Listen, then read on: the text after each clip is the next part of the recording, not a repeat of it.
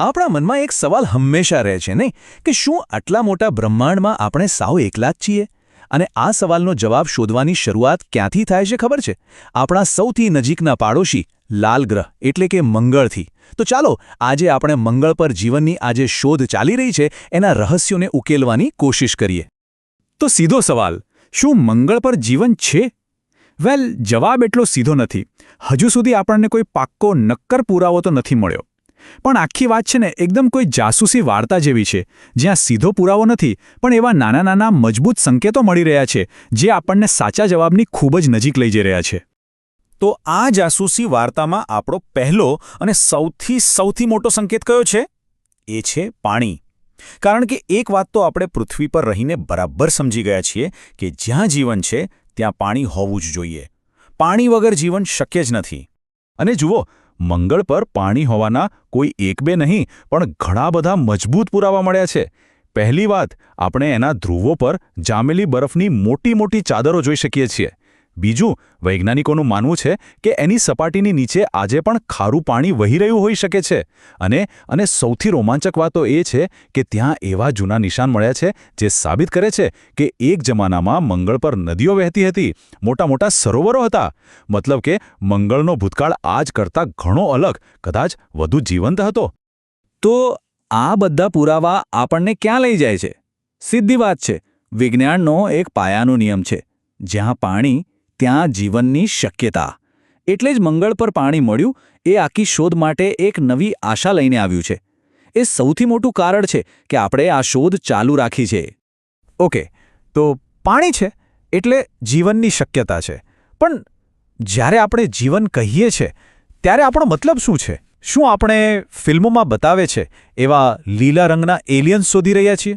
ના, બિલકુલ નહીં. હકીકત એનાથી ઘણી જુદી છે. ચાલો સમજીએ કે વૈજ્ઞાનિકો ખરેખર કેવા પ્રકારના જીવનની શોધમાં છે. જુઓ, વૈજ્ઞાનિકો કોઈ મોટા કે જટિલ જીવો નથી શોધી રહ્યા. એમની શોધ છે સૂક્ષ્મજીવો માટે, એટલે કે બેક્ટેરિયા જેવા અત્યંત નાના જીવો. કેમ? કારણ કે આવા જીવો છે ને ગમે તેવા ખરાબ, કઠોર વાતાવરણમાં પણ પોતાનું અસ્તિત્વ ટકાવી રાખે છે. એટલે જ મંગળ પર આવા સૂક્ષ્મજીવો મળવાની શક્યતા ઘણી વધારે છે. આ એક રિયલિસ્ટિક ટાર્ગેટ છે. તો સવાલ એ થાય કે આ બધી જાસૂસી કરી કોણ રહ્યું છે? કરોડો કિલોમીટર દૂર મંગળ પર કોણ આ સંકેતો શોધી રહ્યું છે? તો એ છે આપણા રોબોટિક જાસૂસ, આપણા મોકલેલા અત્યાધુનિક રોવર્સ અને ઓર્બિટર્સ જે ત્યાં આપણા માટે કામ કરી રહ્યા છે. આપણા આ જાસૂસોમાં સૌથી ફેમસ છે નાસાનું પર્સિવરન્સ રોવર. આ રોવર અત્યારે મંગળની સપાટી પર ફરી રહ્યું છે અને ત્યાંથી માટી અને પથ્થરોના સેમ્પલ ભેગા કરી રહ્યું છે. આશા એ છે કે જ્યારે આ સેમ્પલ્સ ભવિષ્યમાં પૃથ્વી પર પાછા આવશે ત્યારે કદાચ આપણને આપણો જવાબ મળી જશે. અને હા, આપણે ભારતના ઈસરોના મંગળયાનને કેવી રીતે ભૂલી શકીએ?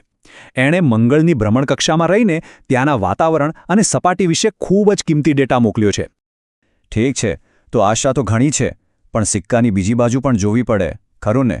વાસ્તવિકતા એ છે કે મંગળ પર જીવન માટેનું વાતાવરણ અત્યંત મુશ્કેલ છે. ત્યાં ટકી રહેવું એ કોઈ નાની સૂની વાત નથી.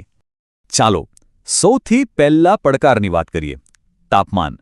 મંગળ પર સરેરાશ તાપમાન કેટલું હોય છે ખબર છે? -60 ડિગ્રી સેલ્સિયસ.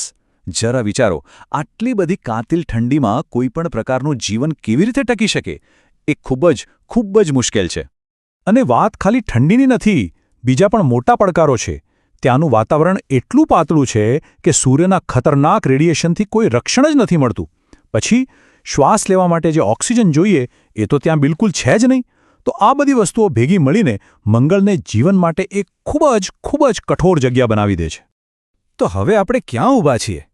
એક બાજુ પાણી મળવાની જબરજસ્ત આશા છે અને બીજી બાજુ આટલું કઠોર અને જીવલેણ વાતાવરણ. આ બધું જોયા પછી ફાઇનલ જવાબ શું છે? અત્યાર સુધીની શોધખોળ આપણને શું કહે છે? અત્યારનો જે નિષ્કર્ષ છે એ સ્પષ્ટ છે. આપણી પાસે આજે મંગળ પર જીવન હોવાનો કોઈ ડાયરેક્ટ પુરાવો નથી. અને આ પણ બહુ મહત્વનું છે, ભૂતકાળમાં ત્યાં પાણી હતું એના એટલા મજબૂત પુરાવા છે કે આપણે એ શક્યતાને નકારી નથી શકતા કે કરોડો વર્ષો પહેલાં ત્યાં સૂક્ષ્મજીવો હતા. અને કોને ખબર, કદાચ આજે પણ જમીનની નીચે ક્યાંક છુપાઈને ટકી રહ્યા હોય. એટલે જ મેં કહ્યું હતું, આ જાસૂસી વાર્તા હજી પૂરી નથી થઈ. આપણી આ શોધનો આગલો અને કદાચ સૌથી રોમાંચક અધ્યાય ત્યારે શરૂ થશે જ્યારે પર્સિવરન્સ રોવરે ભેગા કરેલા સેમ્પલ્સ પૃથ્વી પર પાછા આવશે. શું એ નાના પથ્થર અને માટીના કણો માનવજાતના સૌથી મોટા સવાલનો જવાબ આપશે? શું એ સાબિત કરશે કે મંગળ પર એક સમયે જીવન ધબકતું હતું? ભવિષ્યમાં આ મહાન વૈજ્ઞાનિક ખોજ કયા નવા રહસ્યો ખોલશે એ તો આવનારો સમય જ કહેશે.